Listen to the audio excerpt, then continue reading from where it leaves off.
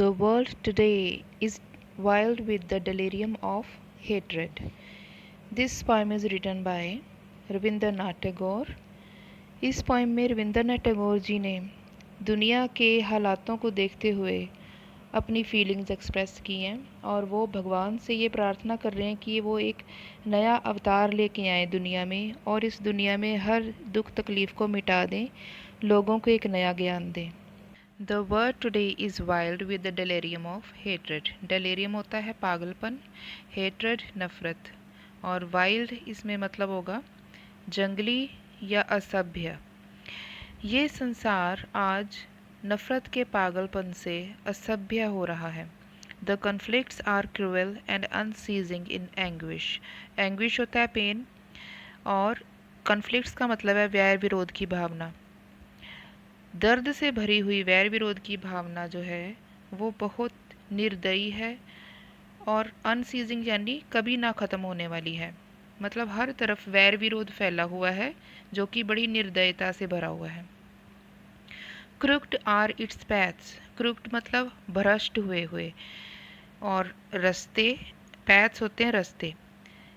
इस दुनिया के जो रास्ते हैं, जो इसने रास्ते अपनाए हुए हैं, वो भ्रष्ट हो चुके हैं। Tangled its bonds of greed. और इसके जो बॉन्ड्स यानी रिश्ते हैं वो लालच से बंधे हुए हैं, लालच से भरे हुए रिश्ते हैं और वो टेंगल्ड हुए पड़े, आपस में उलझे हुए हैं। All creatures are crying for a new birth of thine. सभी जीव, क्रिएचर होते हैं जीव, वो रो रहे हैं ताकि भगवान एक नया बर्थ लें, एक नया जन्म लेके दुनिया में आए। ओ दाओ ऑफ बाउंडलेस लाइफ। दाओ का मतलब होता है आप, भगवान के लिए यूज़ किया गया ये। अब कवि भगवान से प्रार्थना कर रहा है, हे भगवान, आप जो कि बाउंडलेस लाइफ के हो, यानी कि जिसके जीवन में कोई बंधन नहीं है, सेव देम, आप इस दुनिया में आइए, इन लोगों को बचाइए। रेज दाइन इटर्नल वॉइस ऑफ होप। अपनी कभी ना ख़त्म होने वाली आवाज़ को उठाइए और लोगों में एक नई उम्मीद की किरण पैदा कीजिए। Let love's lotus with its inexhaustible treasure of honey open its petals in the light. जो प्यार रूपी कमल का फूल है जिसमें कि इनएग्जॉस्टिबल मतलब कभी ना ख़त्म होने वाला, ट्रेजर खजाना, हनी यानी शहद, इसका मतलब है कि मिठास से भरा हुआ जो खजाना है इस प्यार के लोटस में, प्यार के कमल के फूल में। Open its petals in the light. इसको रोशनी में अपनी पेटल्स, अपनी पंखुड़ियाँ खोलने दो। अब ये लाइट कौन सी है? ये है सच्चे प्यार की लाइट और नई उम्मीद की लाइट। ओ सीरीन, ओ फ्री, हे शांतमय और मुक्त परमात्मा, इन दाइन इमेजरेबल मर्सी एंड गुडनेस, अपनी असीम कृपा और अच्छाई से, इमेजरेबल मतलब असीम, मर्सी दया या कृपा। Wipe away all dark stains from the heart of the earth. इस धरती के दिल पे जो दाग पड़ चुके हैं उनको मिटा दो। दो गिवर ऑफ इमॉर्टल गिफ्ट्स, आप जो कि अनंत उपहारों को देने वाले हैं।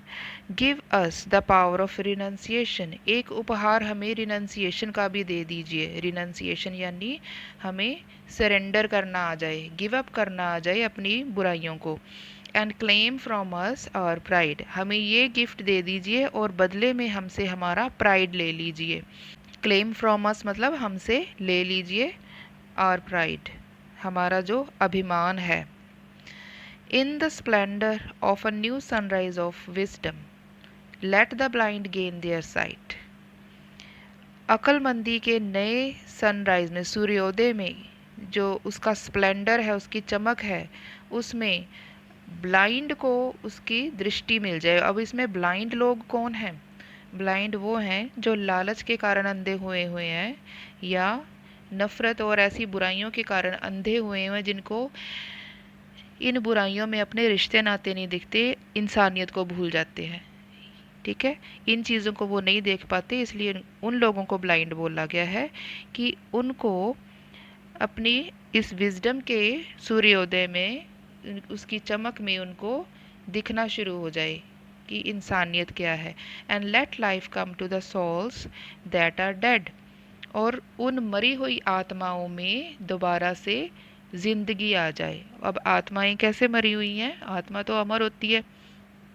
मतलब कि लोगों ने अपने शरीर को ही सच माना हुआ है, जो इसके अंदर जो आत्मा है उसके बारे में वो सोच भी नहीं रहे हैं कि आत्मा को असल में क्या चाहिए।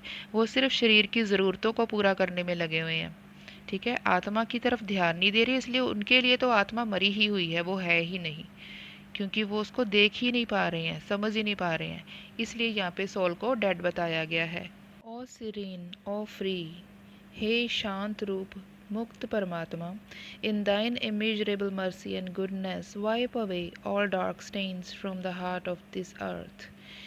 अपनी असीम कृपा से और अच्छाई से इस धरती पे आके उसके हार्ट से, उसके दिल से हर तरह का दाग आप मिटा दो।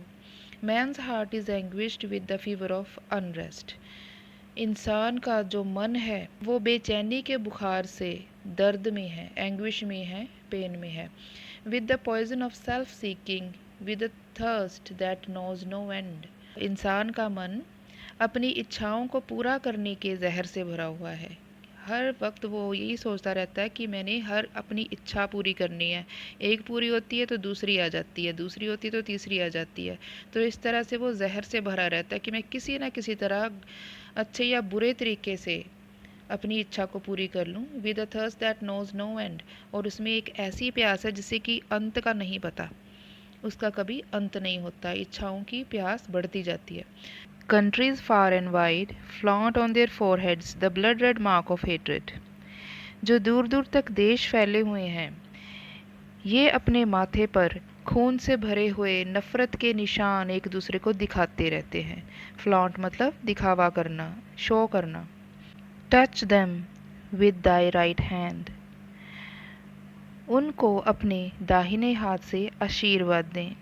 टच देम मतलब अपना राइट हैंड उठाकर आशीर्वाद ही दिया जाता है, इसलिए भगवान से बोल रहे हैं कवि कि अपना दाहिना हाथ उठाइए और उन्हें आशीर्वाद दीजिए ताकि वो सही सोच सके। Make them one in spirit, उनकी आत्मा को एक बनाइए ताकि वो दूसरों की आत्मा और अपनी आत्मा को एक जैसा ही समझें। Bring harmony into their life, उनकी ज़िंदगी में खुशियाँ भर दीजिए। ब्रिंग रिदम ऑफ ब्यूटी, उनकी ज़िंदगी में सुंदरता का संगीत भर दीजिए।